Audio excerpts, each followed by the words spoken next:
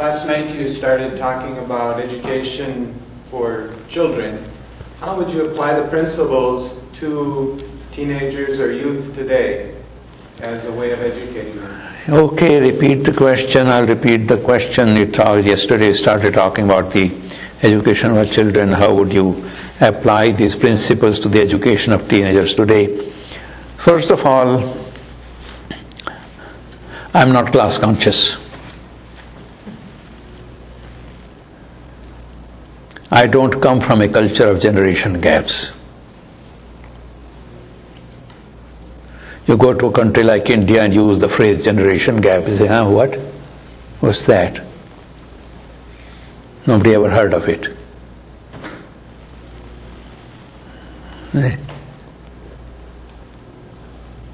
It's a particular cultural phenomenon. Specific to particular nations, countries. Other countries have other hang-ups. So to me, a 3-year-old child is a person, and a 13-year-old is a person, and a 30-year-old is a person, and a 80-year-old is a person. And I deal with that person at the level at which that person is. I'm not going to create a whole system, different system of yoga for teenagers. It's the same system. Okay? And one thing, as you know, Swami, that I enjoy meditating with children more because they have no resistance. It's very difficult to meditate with adults. No. Children just go into it like fish go into water. If you know how to guide them into meditation, if you go into meditation yourself, So it's the same principles. It's a question of introducing these terminologies in the education. Okay? And making them aware, not merely by way of theory, by way of a spiritual experience in meditation, they will understand. See?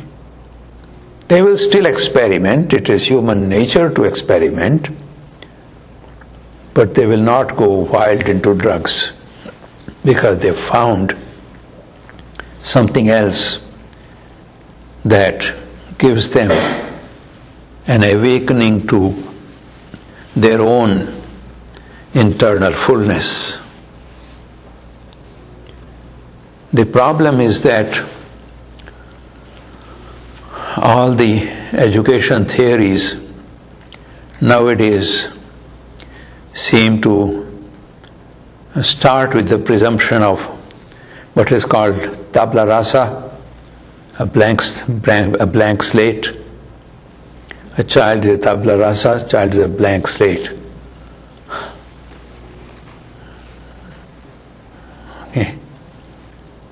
Those who are from a culture of 3 billion believers of reincarnation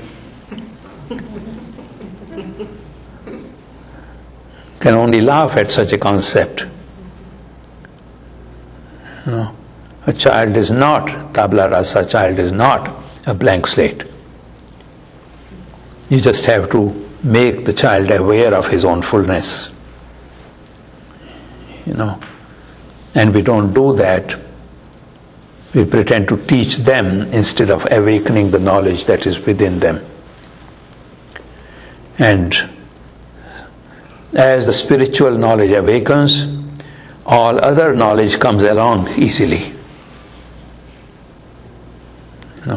I can assure you of that. As spiritual knowledge awakens, all other knowledge comes along, because all other knowledge are branches of that spiritual knowledge.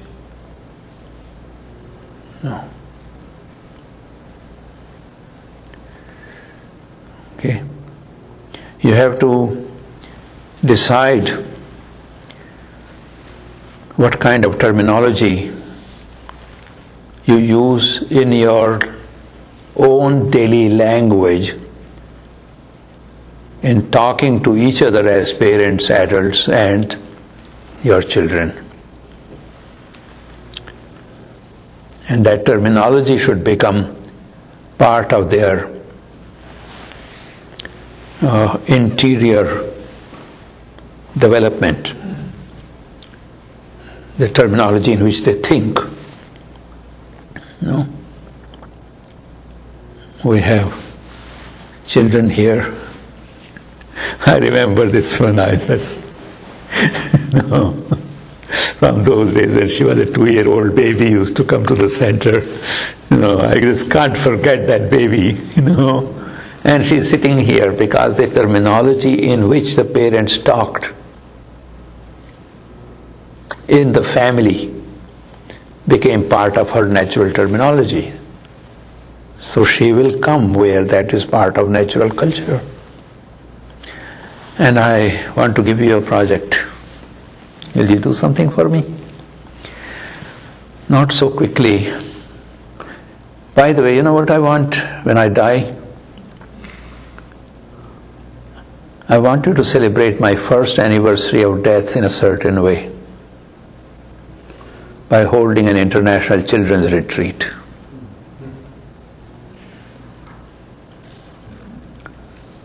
Will you do that? That will really satisfy my soul. No. But for that you have to prepare yourself.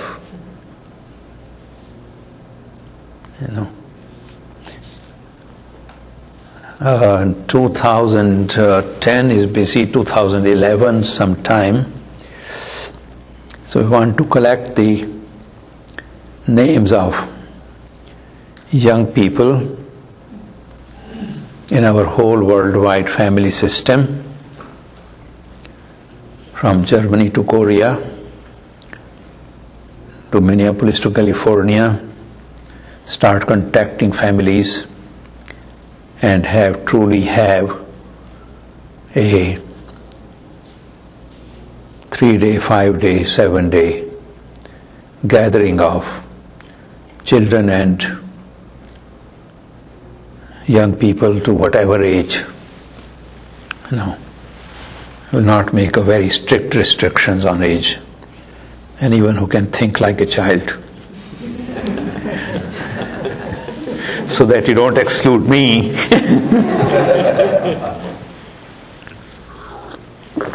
At one time, someplace, 2 children were playing. And children, they don't like adult interference when they are playing, because adults are funny, strange. So they were playing some fantasy, some city or something or whatever they had created mentally, imagination and so on. And I went in and I sort of joined in, and one child looked at me, who is this stranger? And the other child says, no, it's okay, he's one of us.